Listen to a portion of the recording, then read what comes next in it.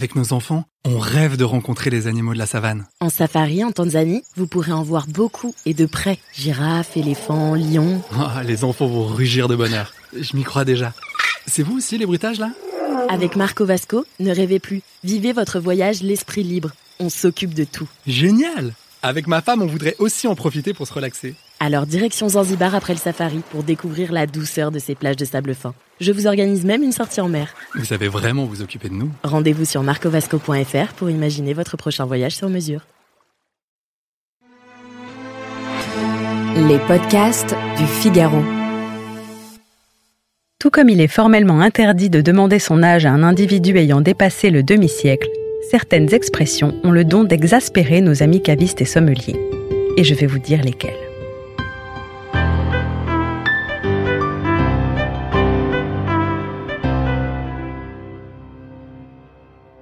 Que vous soyez à table ou en boutique, sachez que cavistes et sommeliers peuvent soudainement sortir de leur gonds, du moins en leur fort intérieur, face à certaines phrases innocemment prononcées au moment de passer commande. Afin d'éviter tout esclandre, passons en revue celles dont vous devrez désormais vous dispenser.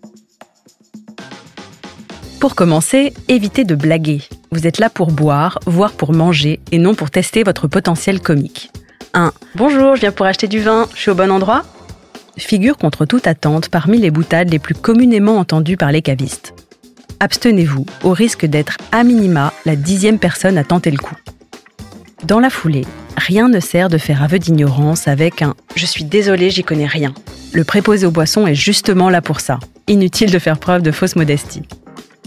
Autre champ de mine à contourner, les marques de familiarité, parmi lesquelles un intrusif « vous buvez du vin tous les jours ?» ou un plus sibyllin « avec un métier pareil, vous devez avoir une sacrée descente ».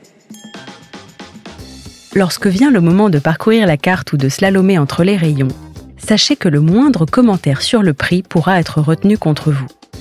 Ainsi, parmi les plus couramment relevés, j'ai vu le même moins cher chez Monoprix. À ce prix-là, j'espère que le service est compris. Ou encore, permettez-moi de vérifier sur Vivino. Voire un lamentable, si c'est pas bon, je demanderai à être remboursé.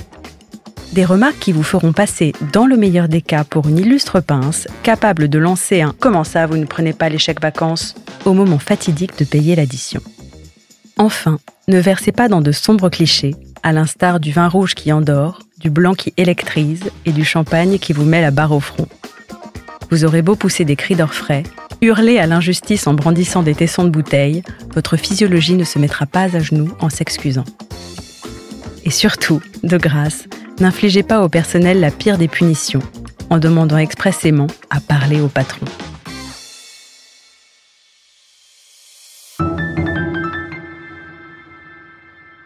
Merci d'avoir écouté ce podcast. Je suis Alicia Doré, journaliste vin. Vous pouvez retrouver Parlons Vin sur Figaro Radio, le site du Figaro et toutes les plateformes d'écoute. Si vous avez aimé cet épisode, n'hésitez pas à vous abonner et à laisser votre avis. À bientôt!